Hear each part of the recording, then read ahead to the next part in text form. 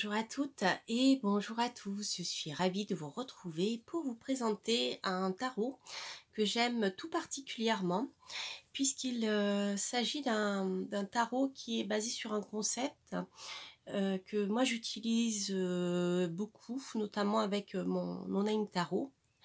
Et en fait, si vous voulez, c'est le système des cartes avec la signification positive et négative de chaque lame. Alors celui-ci, contrairement au No-Name Tarot qui s'attarde sur les arcanes majeures du tarot de Marseille, ici c'est un tarot qui est basé sur la symbolique du Rider-Waite-Smith. Voilà. Avec les arcanes mineurs. Donc il s'agit d'un tarot qui fait 78 lames, mais qui est rigolo parce il est comme, vous savez, le tarot à jouer traditionnel, hein. Si vous avez la carte à l'endroit ou à l'envers, les images ne sont pas les mêmes. Vous regarderez bien. Vous avez au centre deux images qui sont dos à dos en fait et qui véhiculent un sens différent hein, en fonction de si c'est à l'endroit ou à l'envers. Donc il est vraiment basé là-dessus. Je dirais dans le concept, mais pour tirer ce tarot, c'est un peu particulier et moi j'aime beaucoup cette manière de faire. D'ailleurs, je vous renvoie à une vidéo que j'ai fait sur ma chaîne YouTube il y a quelques temps déjà, où je vous montrais plusieurs jeux qui utilisent cette technique-là, qui vous permettent de tirer les cartes de cette manière. Et voilà, je vous explique comment on fait et pour les débutants et l'intérêt de ce type de tarot. Alors, trêve de blabla, je vais vous montrer les cartes, ça sera plus clair. Mieux vaut une illustration qu'un long discours. Alors, vous avez, voyez, ce type d'illustration. Donc, ce sont les éditions intuitives de Très Daniel et c'est collection Lo Scarabeo. Alors, moi, j'aime beaucoup celle-ci. Vous voyez, collection Lo Scarabeo. J'aime beaucoup celui-ci parce qu'il est dans une boîte cartonnée et ils sont vraiment de très très bonne qualité dans les boîtes comme ça cartonnées. Alors, je le trouve très joli au niveau des illustrations. Vous voyez, hop, à l'intérieur, vous avez... voilà, ça c'est l'ermite en sombre. Voilà, ce type d'illustration. Et alors, vous allez comprendre. Hop. Donc, je l'ai déjà beaucoup utilisé. C'est lequel? Ça, c'est les cartes d'explication. Je vais les mettre là. Voilà. Donc, vous avez ici un livret en français. Je vais vous montrer tout ceci, ce qu'il contient. Alors, vous avez comme ceci le dos. Donc, vous voyez, c'est format tarot traditionnel. Hein, donc, les lames qui sont étroites et longues. Voilà. Le format est, je dirais, tarot normal, en fait. Et vous pouvez en effet faire des tirages à l'endroit ou à l'envers. Mais si vous regardez avec beaucoup d'attention, vous voyez ici qu'il y a une différence. Vraiment, elle est minime. C'est-à-dire, lorsque vous faites un tirage, si vous utilisez les cartes retournées, hein, et vous piquez les cartes une fois qu'elles sont étalées sur votre tapis de travail, ça se voit un peu, mais c'est pas criant. Voilà. Alors, vous allez comprendre. Donc, il s'agit d'un tarot qui contient 78 lames, donc format tarot habituel. Et comme je vous le disais, vous voyez, en fonction de si vous tirez la carte dans ce sens, vous avez cette imagerie-là. Si vous la tournez comme ça, vous avez cette imagerie-là. Et ici, nous avons les illustrations correspondant aux deux coupes. Donc, les illustrations ne sont pas du tout celles de Pamela Colman Smith, hein, qu'on retrouve dans le Rider-Waite traditionnel.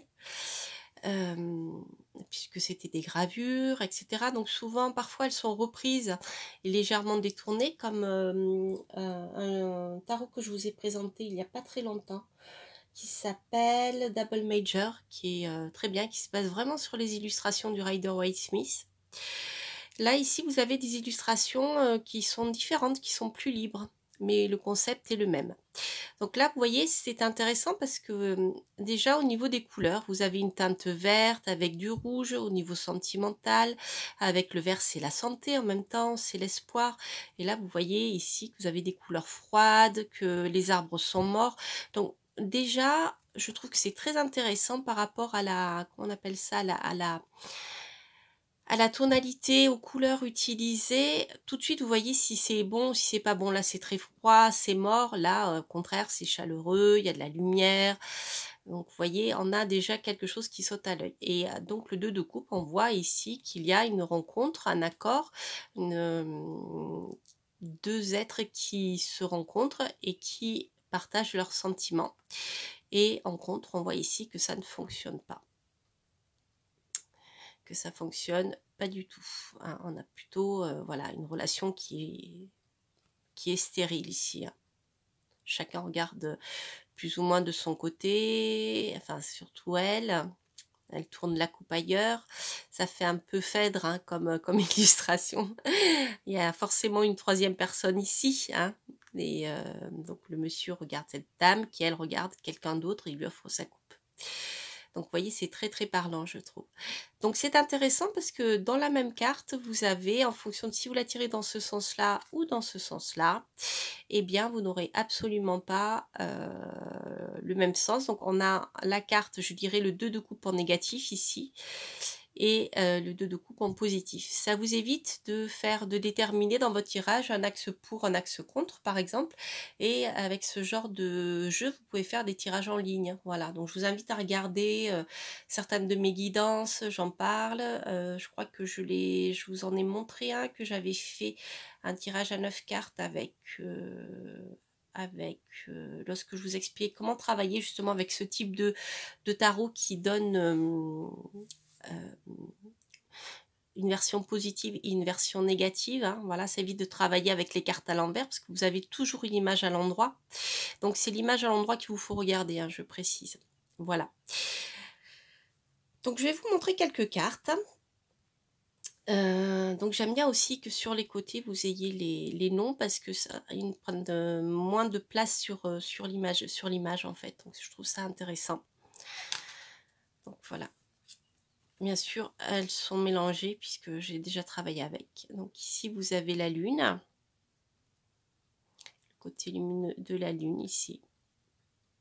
Donc vous voyez quand même au niveau symbolique, on retrouve les éléments, hein, la tour, on a ici le chien, l'écrevisse. Et là ici, on a un chien plutôt sombre avec une tour qui est cassée. Et l'écrevisse aussi qui est toujours là. J'avais pas vu, mais ici vous avez un personnage, je ne sais pas si vous le voyez bien, et on le voit en négatif, il est encore plus accentué. Donc vous voyez, ici vous avez le côté lumineux de la lune qui va nous parler bien de tout ce qui est lié à la voyance, à l'intuition, à la réputation. Et ici on a plutôt bien, le côté négatif de la lune qui va nous parler de choses qui sont cachées, peut-être même de maladies psy. Vous voyez, une mauvaise réputation, ce genre de choses. Voilà. Alors, ici, on a l'étoile. Alors, moi, j'ai un peu plus de mal avec cette étoile parce que, comme je suis très tarot de Marseille traditionnel, l'étoile, elle a un genou à terre et c'est pas par hasard. La signification est importante et là, c'est pas le cas, donc voilà, ça me gêne un peu, mais c'est pas grave. Mais voilà, on a quand même des illustrations qui sont bien, qui sont très parlantes. Hein. Même, je dirais, si vous connaissez pas le tarot, ici, vous voyez, vous avez une nuit lumineuse avec une pluie d'étoiles, quelque chose de très positif, les fleurs poussent, la nature. Et ici, on voit que bien, c'est sombre, hein, c'est une nuit sans lune, avec la lune, la nouvelle lune, c'est jamais très bon. Donc c'est intéressant et de quoi fouiller hein, en regardant ces cartes. Je vais vous en montrer quelques-unes. Le roi de denier, donc le côté, vous voyez, lumineux ici du roi de denier. Donc ça, c'est la partie qui est, on voit bien, hein, le ciel est bleu, les couleurs sont vives et on voit ici que tout est sombre hein, pour le côté négatif du roi de denier.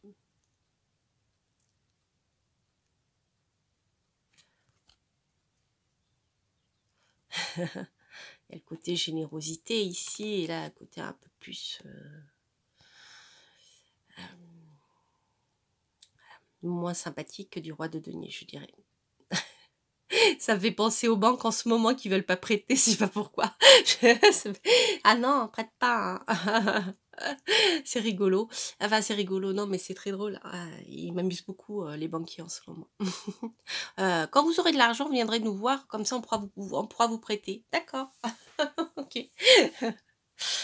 Allez, ça dit en passant.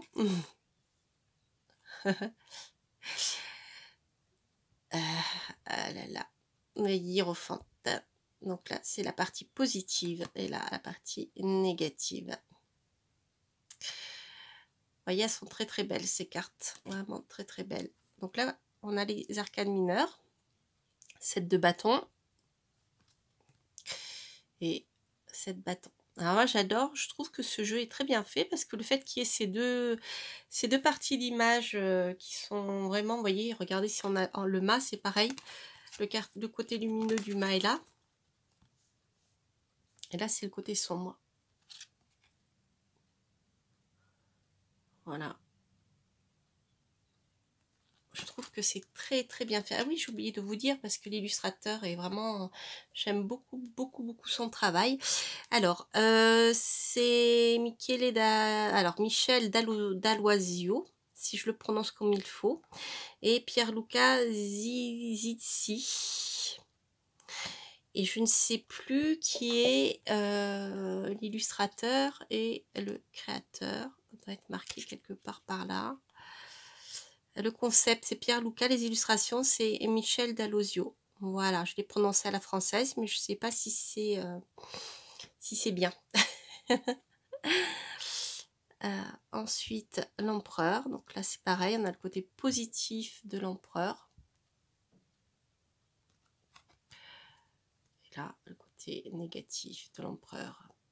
J'aime pas du tout l'empereur quand il est à l'envers. Ensuite, 3 de coupe.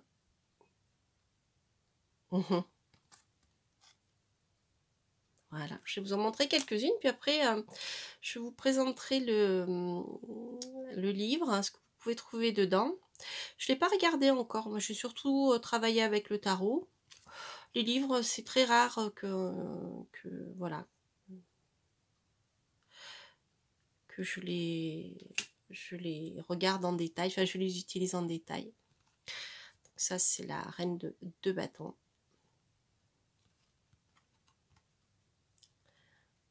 Et à l'envers. C'est intéressant, je trouve, au niveau de la symbolique des couleurs aussi, hein. Il y a beaucoup de choses qui passent à ce niveau-là. Principe fécondant là, de l'impératrice qui est très fort, et là on voit que non en fait, hein. Tout est auto-centré sur elle, hein, sur son pouvoir, et qu'il n'y a rien, il n'y a rien qui sort.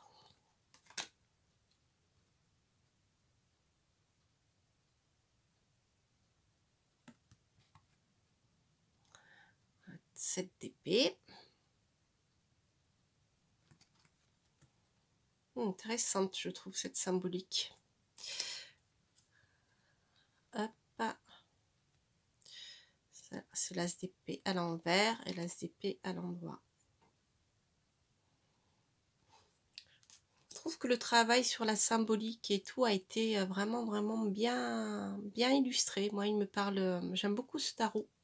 Je le préfère au vice-versa. Alors, le vice-versa, je me le suis approprié avec le côté qui, pour moi, est à l'endroit, le côté qui est à l'envers, qui n'est pas celui qu'a mis l'auteur, et je le travaille un peu comme celui-ci. Mais j'ai plus instinctivement accroché avec celui-ci, ou alors avec l'autre que je vous ai présenté, le Double Major.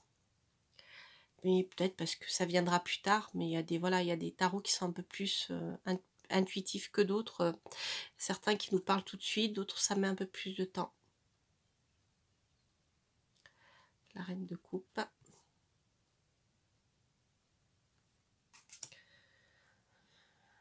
C'est le 7 de coupe.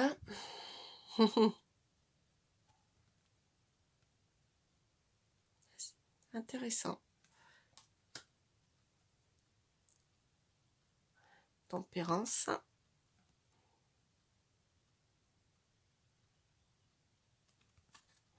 Je les découvre parce que je ne les ai pas toutes regardées en détail. Enfin, j'ai tout de suite fait des tirages avec pour voir comment ils me parlaient.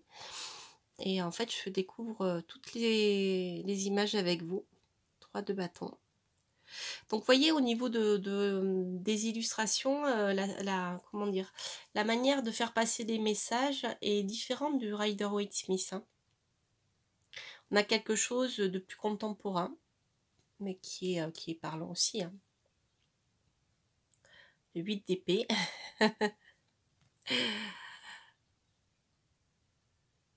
Ah, j'aime beaucoup ce jeu. Vraiment, c'est une bonne acquisition. 10 de bâton.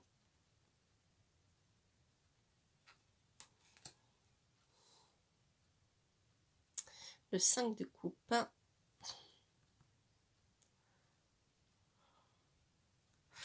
Voilà, je vois que le temps tourne, donc on va regarder le livre et puis je vais vous faire un tirage, parce qu'après la vidéo sera trop longue. À ligne dernière, deux dernières. Donc ici vous avez le 9 de coupe. Et allez, les derniers, on va avoir ici le magicien. Voilà, intéressant. Voilà les amis. Alors, je vais vous montrer le livre. On va le découvrir ensemble, puisque je ne l'ai pas regardé encore. Et puis, je vous ferai un petit tirage à 2 choix. Alors, dans ce livre, donc au départ, bien sûr, l'auteur va vous expliquer comment il fonctionne avec l'harmonie des contraires. Le concept artistique. Donc avec un côté négatif, un côté positif, hein, c'est symbolique. Donc le côté positif, c'est-à-dire tout ce qui va être dans le sens lumineux des lames et l'autre le côté sombre.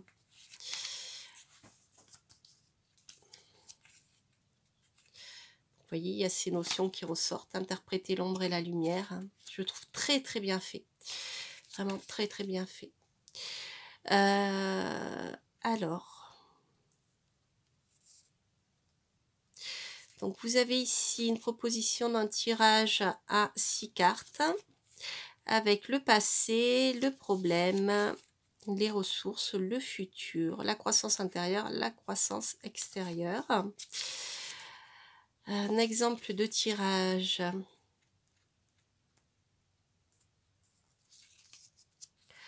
Alors là, c'est intéressant parce que c'est un exemple de tirage qui va être analysé. Hein. Donc ça, je trouve ça très très bien fait. Je trouve que c'est toujours riche d'enseignement d'avoir des exemples analysés concrètement. Voilà. Donc voilà, l'auteur vous explique bien hein, qu'on prend toujours la lame qui est à l'endroit, enfin l'image qui est à l'endroit pour l'interpréter. Donc si c'est comme je vous disais, ben voilà, on a le chariot.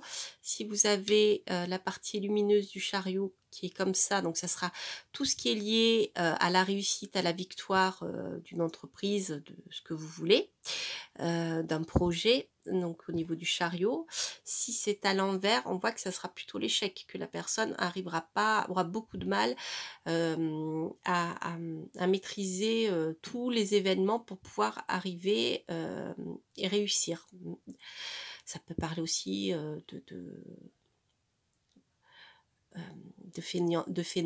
fainéantise, oui, c'est le fait de voilà de pas être dans l'action, pas assez, et de pas pouvoir tout maîtriser et donc d'échouer pour atteindre son objectif. Donc c'est toujours le côté qui est en haut à l'endroit qui va être interprété. Voilà.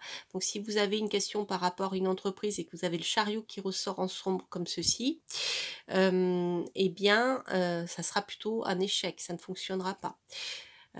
Si vous travaillez pas ici, on a plutôt une victoire. Si vous avez la carte qui sort dans ce sens, avec cette image là, vous voyez, voilà, ça c'est important.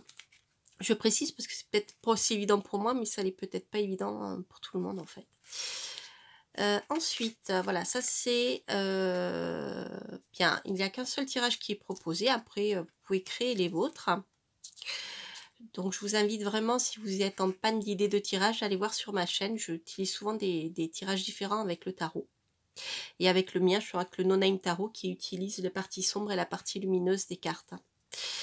Voilà. Ensuite, donc vous avez ici Arcane majeur, le fou, avec un petit texte, le côté positif de la lame, le côté négatif.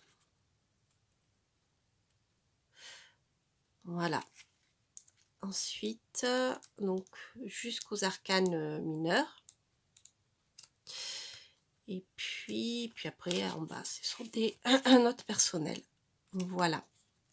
Pour le petit livret. Donc, ce que je vous propose, que je vois que le temps passe. Pardon, j'ai mis la main sur le micro, excusez-moi. Je vois que le temps passe. Donc, je vous propose de tirer simplement une carte. Et vous avez le choix donc entre ici la fiole de mandragore, la fiole de protection. Et ici, vous avez la loupe avec le petit koala. Voilà, la loupe pour y voir mieux et de plus près. Alors, donc, pour mélanger ce jeu, ce qui est important, donc, puisque vous avez vu que vous avez des lames à l'endroit et à l'envers,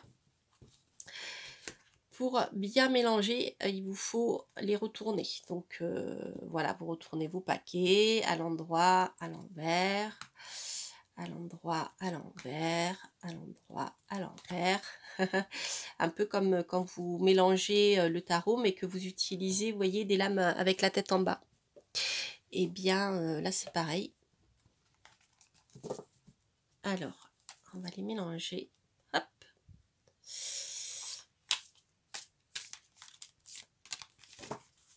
Voilà, moi j'aime bien ce format de tarot. Comme j'ai les petites mains, hop, ah bah, elle a sauté. Je vais la reprendre parce qu'elle était de travers. Alors, on va se concentrer. Donc, vous pouvez bien sûr choisir une question par choix si vous avez deux questions. On va commencer ici par la fiole de mandragore. Hop. Et une carte pour la petite loupe. Voilà. Allez, voyons voir. Donc, pour vous qui avez choisi la fiole de mandragore, vous avez le hiérophante à l'envers. Alors, le hiérophante à l'envers donc, va nous parler de tout ce qui est gourou. Méfiez-vous s'il y a des personnes autour de vous qui se font passer pour des guides spirituels, etc. Ce sont des personnes qui sont dans une doctrine, qui veulent imposer. Il y a une notion de pouvoir absolu à travers, en utilisant la spiritualité, par exemple, ça peut être ça. Le hiérophante à l'envers va nous parler de dogmatisme. Le hiérophante dans son côté sombre. Donc tout ce qui est voilà, morale, excessive, en disant il ne faut pas faire ci, il ne faut pas faire ça, en s'appuyant sur des dogmes religieux. Hein. Ça, on a vraiment cette idée-là. Ça peut être aussi une tentative d'avoir le pouvoir sur vous en utilisant le contrôle de votre vie, hein, puisque le pape, c'est le hiérophante, c'est le pape, c'est celui qui est le défenseur des valeurs morales. Hein. Par exemple, eh bien, je sais pas, si vous ne faites pas ci, vous êtes un sous-citoyen, vous n'avez plus le droit à rien, vous voyez ce que je veux dire? On est là-dedans, là, hein, avec ce type de tirage. Mais là, c'est plutôt, ça correspondra peut-être à, si c'est une question plutôt d'ordre privé que vous avez posée, ça peut vous parler aussi d'échecs. Si vous souhaitez signer un contrat avec quelqu'un, ça peut nous parler que la signature ne se fera pas. Si vous souhaitez vous marier, c'est pareil. À partir du moment où il y a un contrat, ça veut dire que la signature ne se fera pas. Si ça ne va pas bien dans votre couple et si vous souhaitez divorcer, eh bien avec le hiérophant à l'envers, le divorce est tout à fait possible. Vous voyez, ce genre de choses. Avec le pape. Ensuite, pour ceux qui ont choisi la loupa, alors vous avez ici le 8 d'épée. Alors le 8 d'épée en lumineux va nous parler de solutions. Alors ça c'est en fonction du Rider-Waite, hein. C'est une solution que vous allez trouver si par exemple vous vous sentiez bloqué dans vos... parce que vous cogitiez trop, ce genre de choses, etc.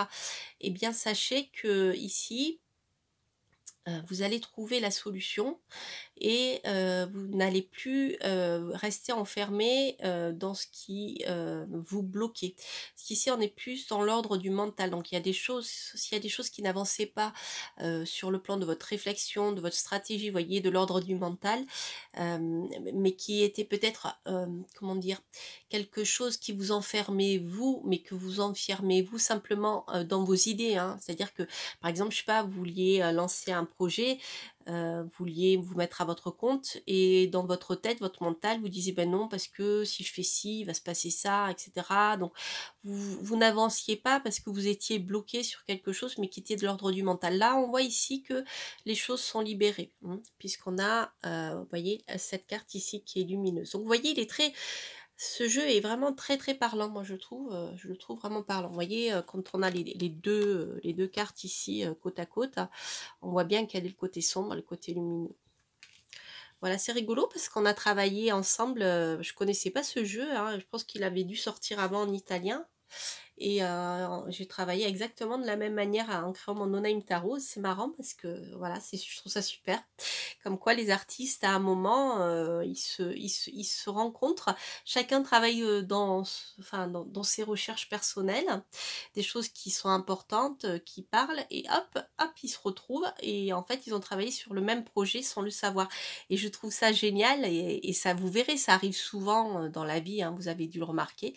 Et c'est rigolo parce que c'est pareil sur YouTube, j'ai remarqué que ça arrivait souvent, ou même des copines sur les réseaux qui utilisent le même un tarot qu'elles n'ont pas utilisé depuis longtemps, et moi c'est pareil, je vais le sortir au même moment, et je trouve ça vraiment sympa, quoi. Et comme s'il y avait un lien, vous voyez, un lien énergétique entre toutes ces personnes qui ne sont pas forcément comment dire, connectés aussi, hein, on ne sait pas tout ce qui se passe, les chaînes YouTube, n'en parlons pas, il y en a tant et plus, et on ne sait pas ce que font les autres, et moi je trouve ça très intéressant et très riche justement de pouvoir de voir qu'on travaille, on va dans la même direction sans le savoir.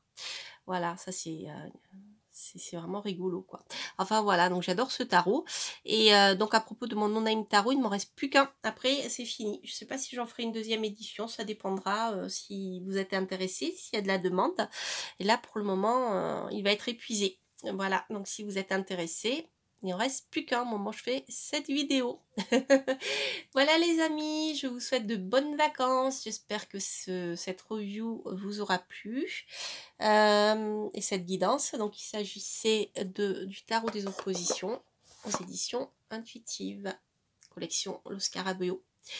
Voilà les amis, je vous embrasse, je vous souhaite plein de belles choses. N'hésitez pas à vous abonner si vous passez par là, à liker bien sûr et à commenter si ce tirage résonne en vous. Quant à moi, je vous embrasse et je vous dis à très bientôt. Portez-vous bien.